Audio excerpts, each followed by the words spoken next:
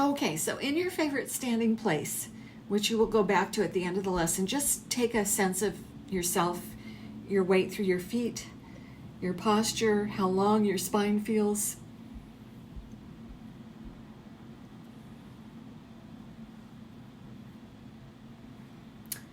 And then do a standing pelvic tilt for me. So bring your tailbone forward and then release, and just see how that goes.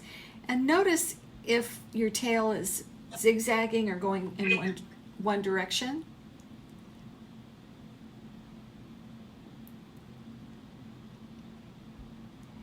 And without looking down at your feet, is 1 foot forward. Can you tell? And if you can't tell, look down at your feet.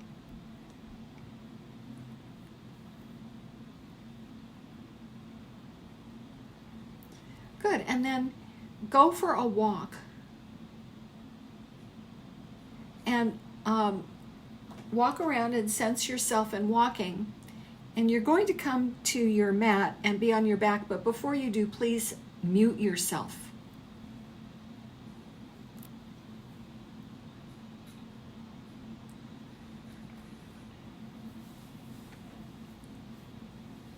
Thank you, Beth Ann.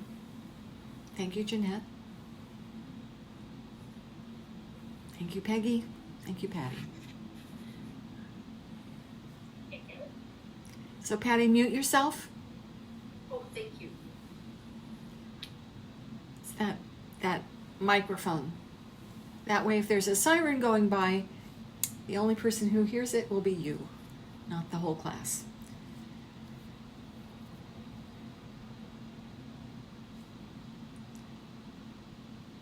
Okay, so lying on your back, notice the places where you're supporting yourself from your pelvis to your head, your torso, in other words, your torso and your head. So, what places do the back of the spine and head rest on the floor? You've got 3 curves in your spine. One is under your low back. We're familiar with that one. One is by your shoulder blades, and then there's another one by your neck. So can you tell which curve is the longest?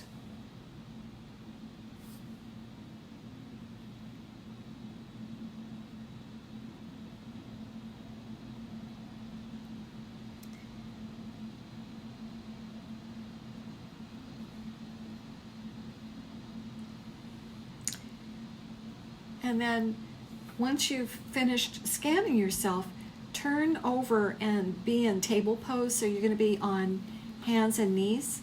You can be on your fists if your wrists bother you.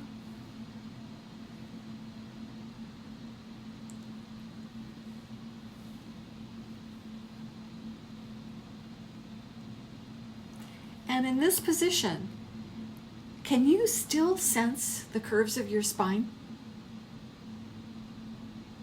Have they changed?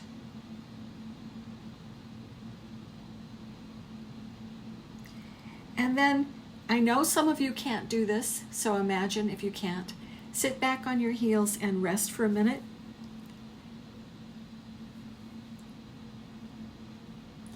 And you can be on your elbows if you want.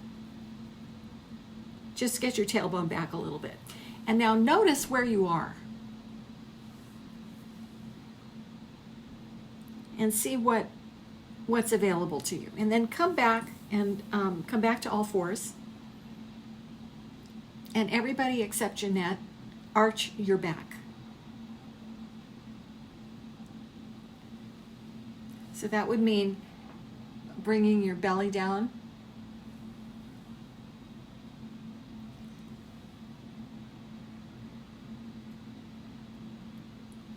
And then rest on your back. There's a lot of flipping and flopping on this in this lesson, but hopefully we'll get most of the flipping and flopping over in the beginning. There is one lesson that everybody hated where you had to go from one side to the other repeatedly, and the main complaint was, why couldn't we just stay on one side instead of having to go in and out and up and down and lie on our right side and lie on our left side? But unfortunately, I can't answer that question, but Moshe usually had a reason for everything he did. Okay. Come back to your hands and knees position. And I want you to pay attention. We always pay attention in Feldenkrais, but begin to notice this movement. So now you're going to start at the bottom. So the head will be the last thing to move. You're going to round your back. So bring your tail down and then bring your sacrum up, and you're rounding your back. And this is good for you, Jeanette. So just round your back. The head is the very last thing. Good, Patty. Good. Start by taking your tail between your legs and make the movement sequential. That means one bone at a time. And as you're going along, notice how some parts of you move nice and easy, and some parts you want to just get past. They're like lumps. You just pass them over. Okay, now we're going to start with our head and round the back. So start rounding your head and then go up through your thoracic spine, down by your waist into your tail. Tuck your chin and then move the back of your neck and the top of your spine, the middle of your spine and your waist and your low back and your tail. And notice, are there places where the movement is more refined than you expected? Sometimes we don't notice how easy something is for us. We're thinking everything will be hard. And if you've done more than a few, you're going too fast. And take a break. You can take a break however. You can sit on your heels. You can be in child's pose. You can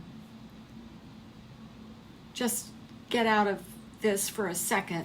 This is a long lesson, so we're going to be moving along here.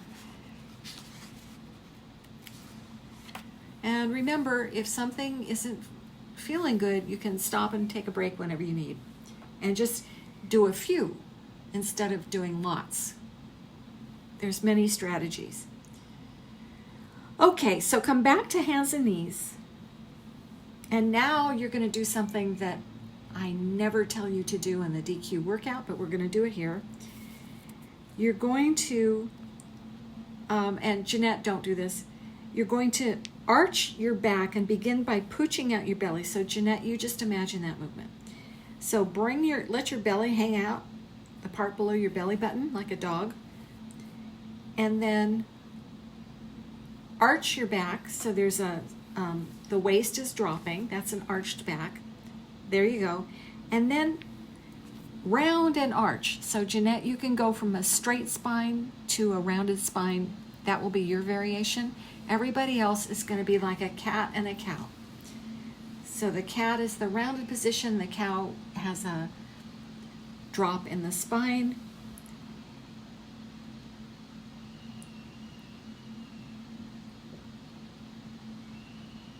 And see if that movement has changed. When you pooched out your belly, did that change everything for you? And then when you're tired of that, you can lie on your back and rest.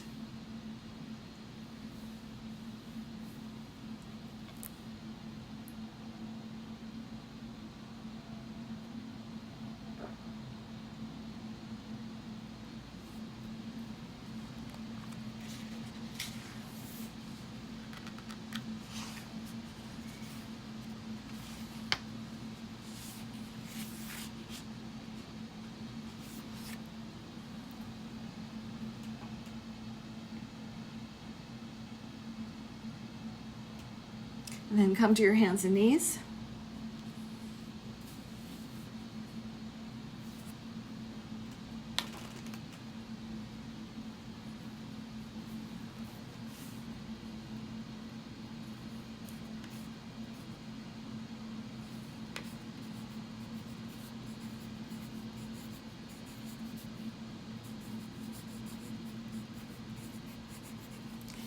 And now you're going to sink your spine between the shoulder blades. So the spine drops and it's like your shoulder blades will come closer together as your spine is dropping. Go back and forth. Think of pinching your shoulder blades together and then drawing them apart. And see how this movement of bringing your shoulder blades together and apart could affect how you round and arch your back? What's the relationship?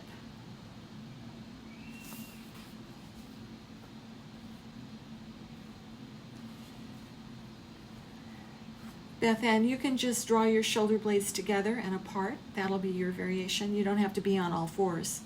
You can do that seated. Just squeeze them and then protract them.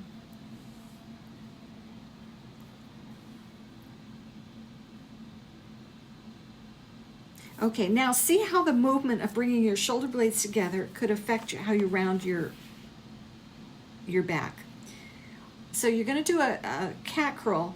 Try pinching your shoulder blades together and rounding and arching your back, keeping the shoulder blades pinched. So you're in cat curl position, keeping the shoulder blades pinched. Does that make the movement easier?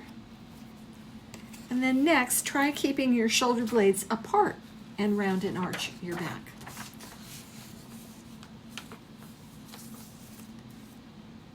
Which part of the movement does that help, actually? When you keep your shoulder blades apart, what do you think? Would it be easier to round your back or not?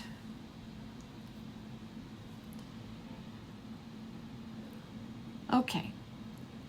Then pause, and now come to cat curl, but rest your right elbow on the floor beneath your shoulder and put your left hand under the shoulder as straight as you can get it. So the right arm is straight. Excuse me, the left hand is under the shoulder, trying to be straight. And round your back in that position. It's asymmetrical. That's right, Jeanette. Jeanette, I can't see.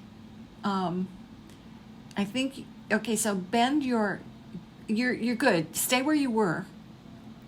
Just bend your, be on your right elbow and keep your left arm straight. You're on your left elbow. Keep the elbow straight. Push into the floor with your left hand. No, you changed your right arm. Leave it the way it was. Now with your left hand, push up. Yes, but stay on your right elbow. You're asymmetrical. The left elbow is down. There. Okay, now do a cat curl. The left arm is that's right, Peggy. The left arm is somewhat straight. Yes, just do a few cat curls in that position. Okay. How does the asymmetry affect the movement?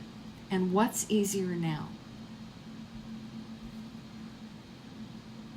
And now reverse that and put your left elbow on the floor underneath your shoulder and straighten your right arm and do a cat curl.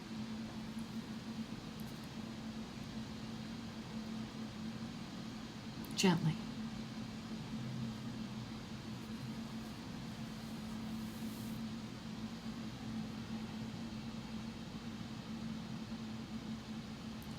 And then let that go and put both elbows on the floor directly under your shoulder and round and arch your back. So you're doing a cat curl, Jeanette. You're not in child's pose. Come to cat position. Put the elbows underneath the shoulders. You're too far out. And do a cat curl on your elbows. There you go. A little less effort, Patty, otherwise you're doing great. So lengthening. Now it's very different when you're on your elbows, right? To do a cat curl. And now come back to hands and knees and try the cat curl now. Is that easier? So you come back to your fists or your hands and round your back and lengthen it. Come to cat curl position. Jeanette, bring your hands forward under your shoulders. Walk your hands forward more. You're in cat curl. Not child's pose. You keep going into child's pose. Now do a pelvic tilt. Okay. Has the movement become easier now that we've done these little iterations? And then you can, once you've finished playing with that, you can roll to your back and rest. And while you're resting on your back, maybe take a look at the contact you're making with the floor.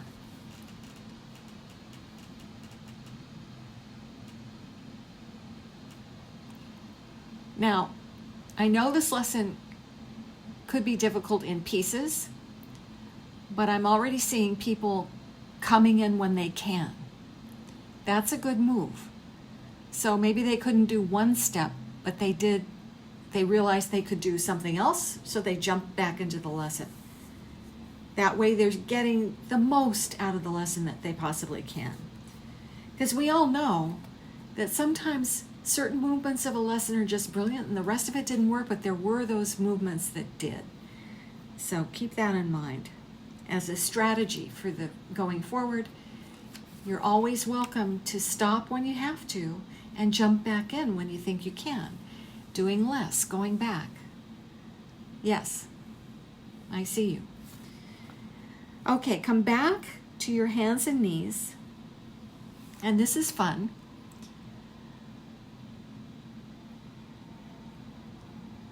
So we're back on our hands and knees.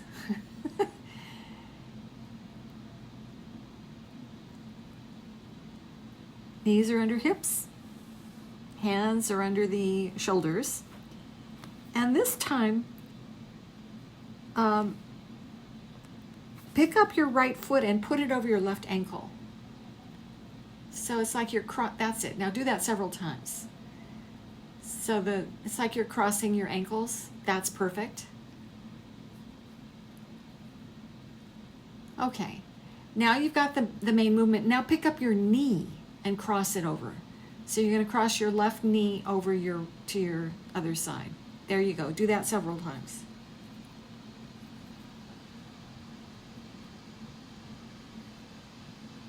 Okay, now keep the knee crossed over. So cross your right knee over your left. And now scissor your feet. So spread your feet sideways and bring them back together like you're opening and closing a pair of scissors. Isn't this fun?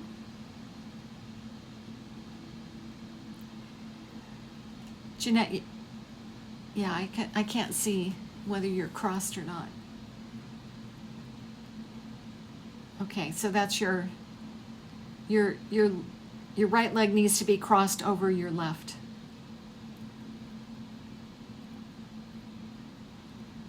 Okay, good. Okay. Which way is easier for you? And then stay in the open position with your scissors open, your feet wide, and begin to sit back a little bit. Is it easier to sit toward your right heel or toward your left heel? And if you don't know, try both ways. And Jeanette, you do this a lot in class anyway, so it should be easy for you. So you're steering your tail towards your right foot and then your left foot, and just see which is easier. And try the movement with your head dropped as you're sitting back a few times.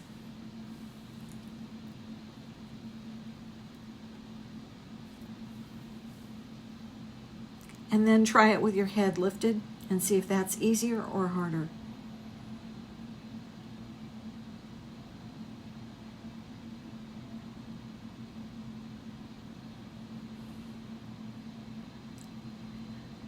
And once you've had enough, you can lie on your back and rest.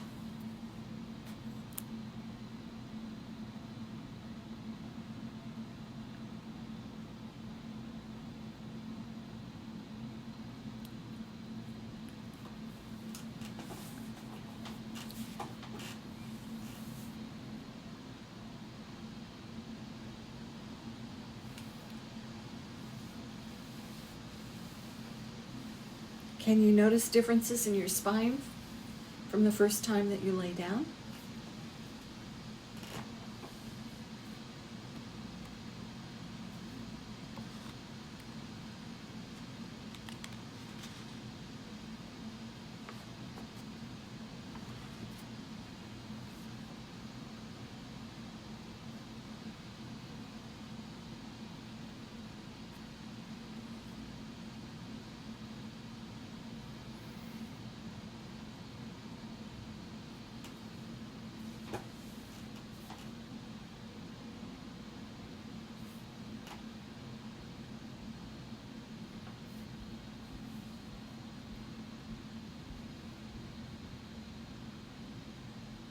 And then come back to your hands and knees.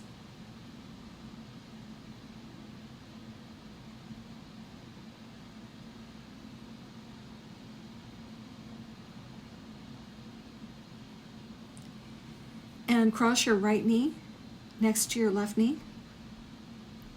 That's right. And now round and arch your back. See if that's gotten easier.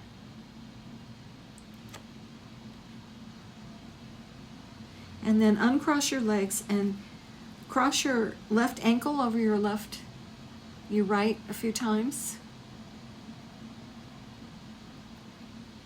And then lift the knee and cross the knee next to your left knee is next to your right knee. So cross your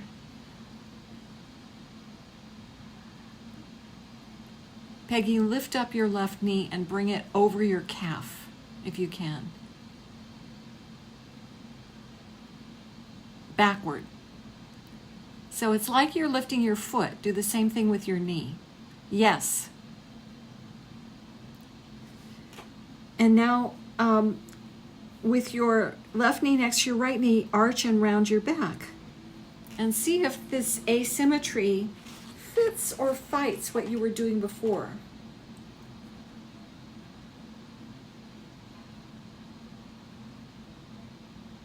You can be on your elbow if you need to, Peggy. And Patty. And then bring your tail towards your, open and close your legs like we did before in the scissor.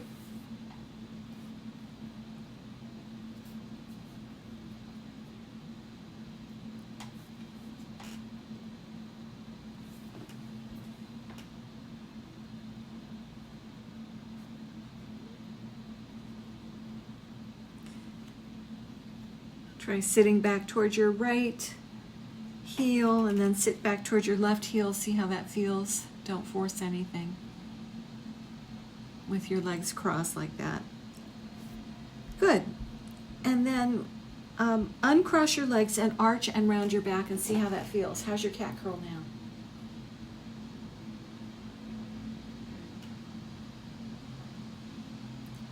And once you've sensed that, roll onto your back and rest.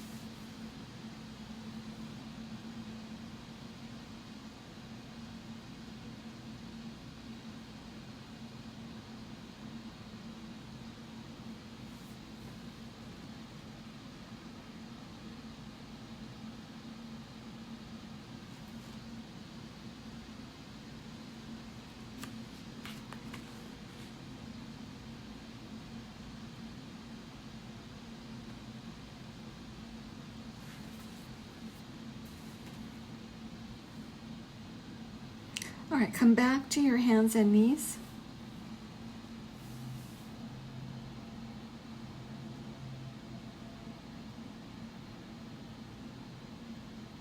This is one of my totally favorite lessons.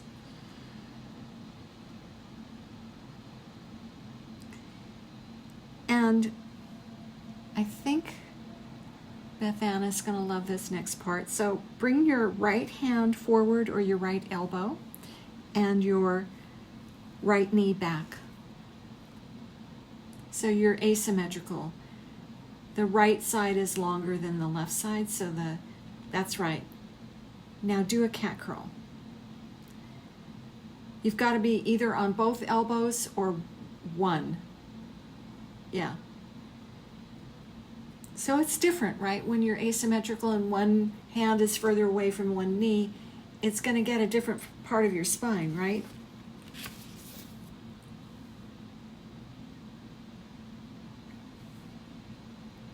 What's happening? Are you side bending a little bit when this happens? Does it feel really good are you getting at a part of your spine, or does it feel uncomfortable?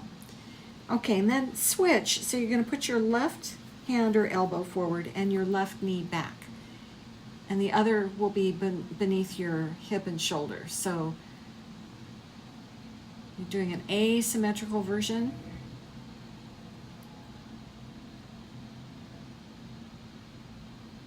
Of a cat curl.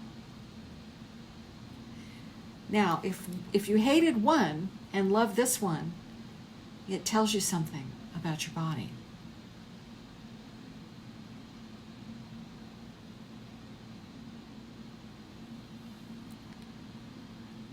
Okay, now put everything symmetrical. So both elbows are under shoulders, both knees are under hips, and do a cat curl. How does it feel? And then rest back into child's pose or your variation. Just bring your tail back, and you can put your elbows on the floor or whatever. Rest your head, bring your hips and buttocks back, and rest in whatever version of child's pose you can manage. And just notice the depth of your child's pose. Is it the way it usually is? Or is it different? Maybe deeper.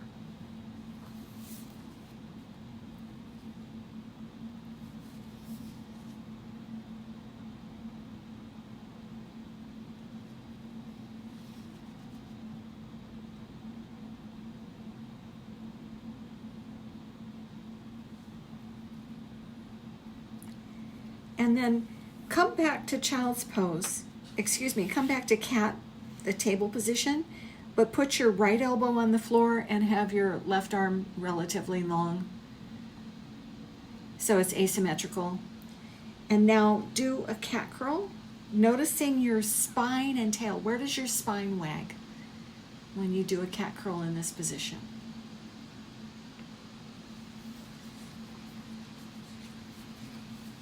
And once you've discovered that, switch and put your right elbow on the floor and semi-straighten your left arm.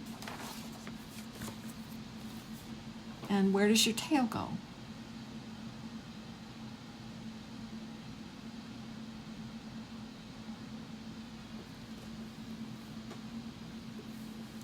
And then put both elbows on the ground and do a cat curl.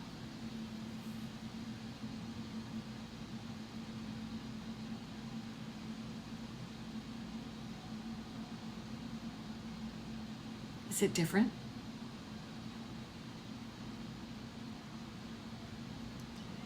And then put your fists or hands on and do a regular cat curl. And just see, what is your cat curl like now, after all these variations? And then sit back in child's pose and rest in child's pose. We're almost there. We just have one little thing to do. So take a rest, however.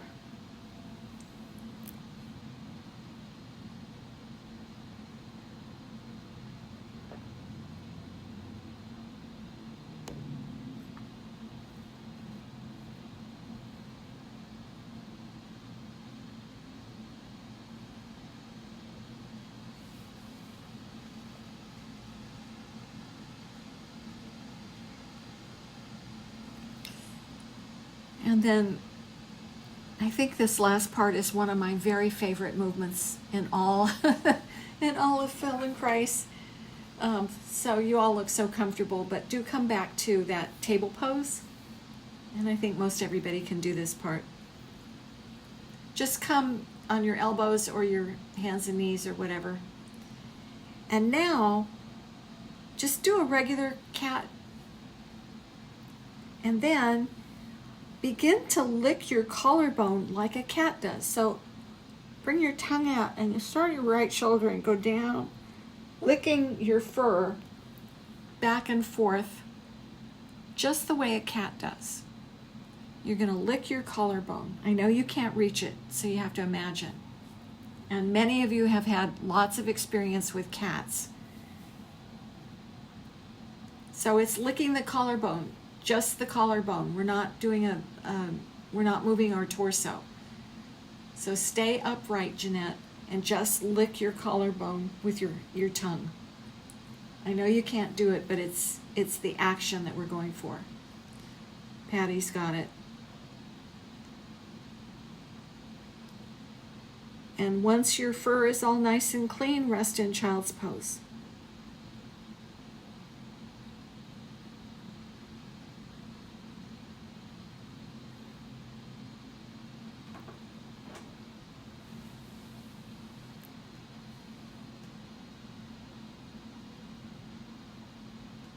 How is your child's pose now?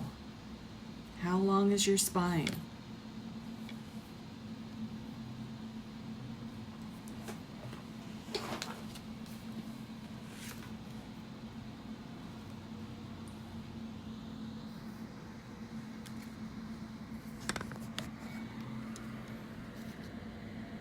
And then roll onto your back and rest.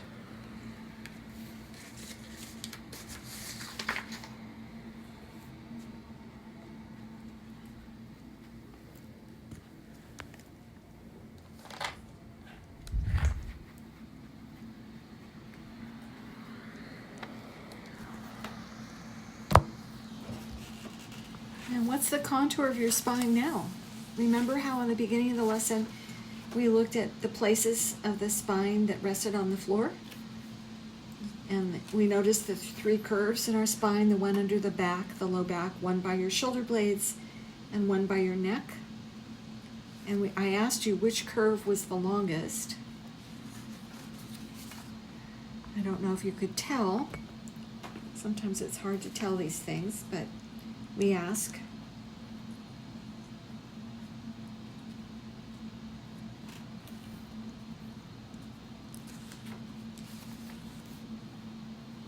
How does the rest of you feel lying on the floor?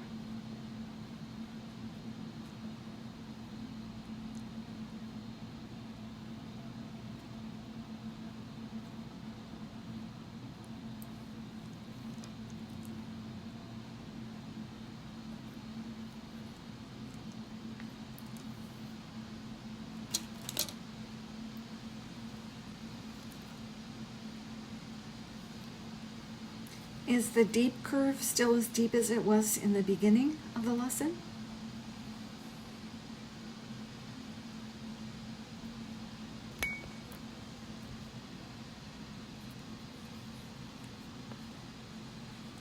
And then slowly roll to your side, come to sitting, and then come to standing, taking your time, and go back to your original spot.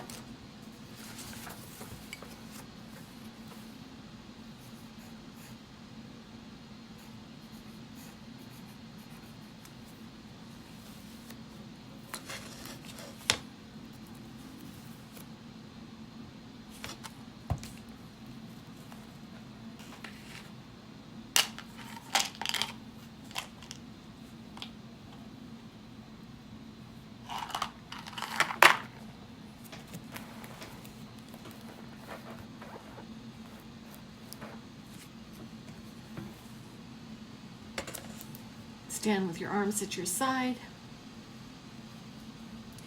And just feel your weight on your feet. See if you feel balanced or how long your spine is, whatever it was you noticed previously. And then do the tail, do the pelvic tilt. So bring your tail forward and see how that feels.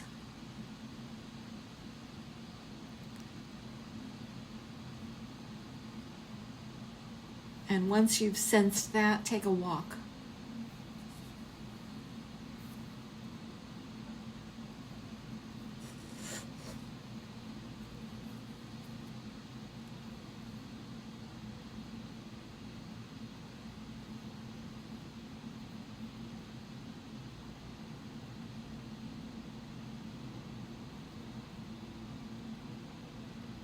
Just notice how your walk is.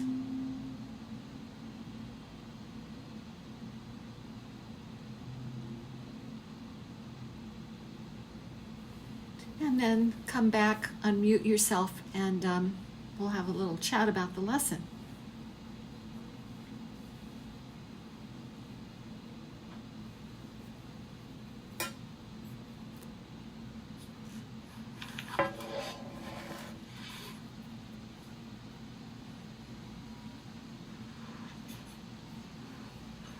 So Patty, you look ready.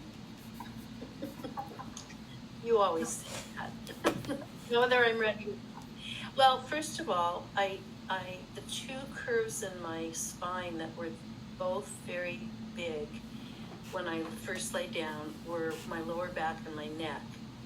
And I was thrilled at the change in especially my lower neck, because when I do the exercise you call heaven with the raised shoulders and hips, that always fixes everything except my neck. And this time my neck got flatter. But the thing that really moved the most, and you're gonna laugh, was my bra.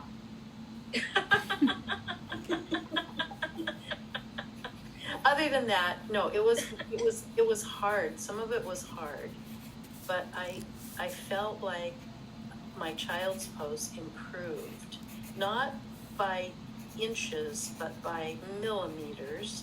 But for me, having never been able to accomplish a child's pose without pain and having my toes cramp, this was really wonderful.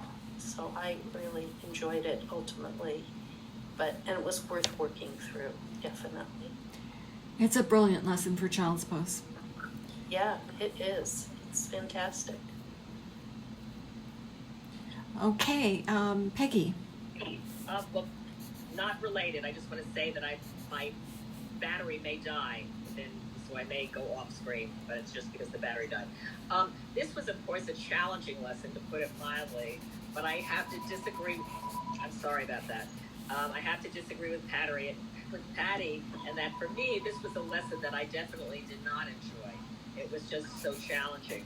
And I found, the constant rolling over on my knees and doing the tabletop, it was just uncomfortable. But I was determined to hang in there and do it, because I was tempted after the first time just to lay on my back and just, imagine it. But I just, I won't say fought through it. I just used my determination. I was determined to was going to do whatever I could anyway. And certainly what I did get out of it is that every time that we went back on our back to do the scan from the beginning to the end, I was definitely flatter into the floor. Everything. My arch was flatter. Profoundly different. And when I was standing up for the second time after the first scan, in the beginning, as usual, my body was, totally downward. Every bone and fiber in my body was going down into the floor. And my walk was totally listless, which is really because I just happened to be tired. So it was the listless walk. And in the end, I was definitely more upright, but everything was stronger. I almost felt like I had a rod sticking up between my waist and my shoulders. And I felt stronger and straighter. And even though my walking was slow, it was much more deliberate. So I feel like I really got some effects, I got something good out of it. And as I do believe, as you said at the beginning, the lessons that you hate the most are the ones you need the most. That was for sure, which is why I just, plugged through it. Well, I'm happy you made. I have nothing against a challenging lesson. Yeah. When I say it was challenging, and I did not enjoy it, which is the truth. It was still challenging. I still got something out of it, whether I liked it or not. Thank you, Peggy. Jeanette. My low back is looser or more comfortable, I guess I should say.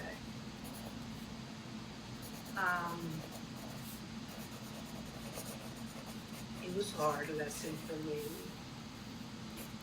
Too many steps. a lot of steps. But with my back feeling, my low back feeling better, it was worthwhile.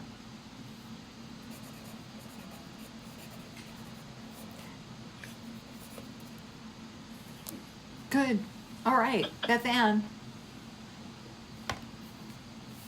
So apparently Peggy and Jeanette and I all pretty much had the same lesson, but particularly Peggy and I, just, this was torturous, but it still got the job done.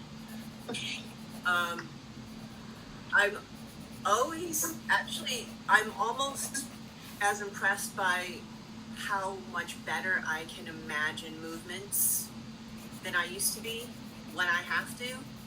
So that in and of itself, I felt like a wonderful cognitive lesson. But the same as Peggy with the lower back and the first scan and the last scan, all identical. I felt she was just telling my story. And I'm really happy with the results. What was difficult for you, Beth Ann? My feet were also cramping, Patty, in child's pose, which happens a lot, but happens a lot less than it used to. So, Patty, it will get better. Thank you. And so that was an issue. I can't do wrist stuff, and I can't really even do fist postures either. Like my hands were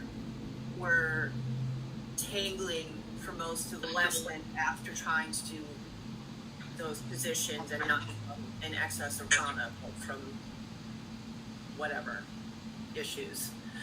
But I still got a lot out of it.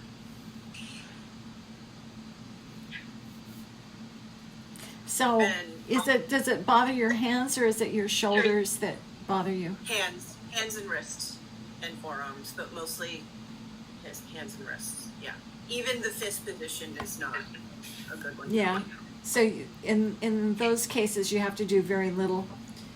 Maybe one or. And when the tingling got bad, I just switched it up altogether and did Shavasana or child's pose. But child's pose was also. How was your child's pose affected by this?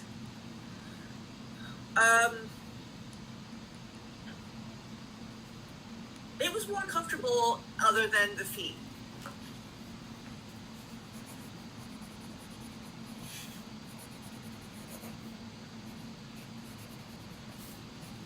So the final scan, the long curve was my lower back, which I've nicknamed London Bridge in our classes. So it started with London Bridge. Actually, it started with Tower Bridge and then ended with London Bridge.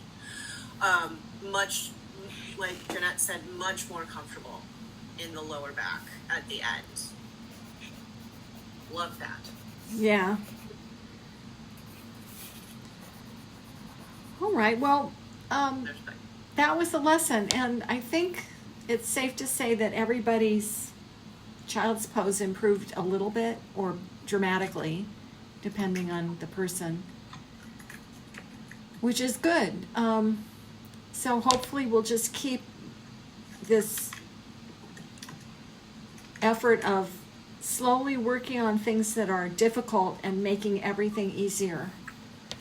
Because it's just, if you've got an injury or something and part of the movement is hard for you, it's not as enjoyable a lesson.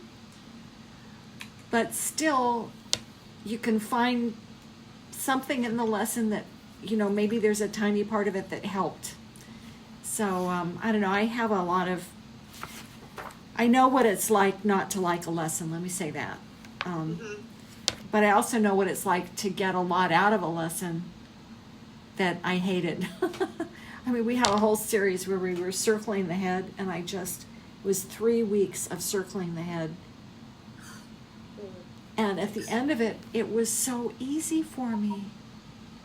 It took 3 weeks. So, all right, well. Thank you, Deborah. You're welcome. welcome. Thank you for preparing us ahead of time about it. I was up for the challenge, and I'm like Peggy. I'm glad I stuck with it.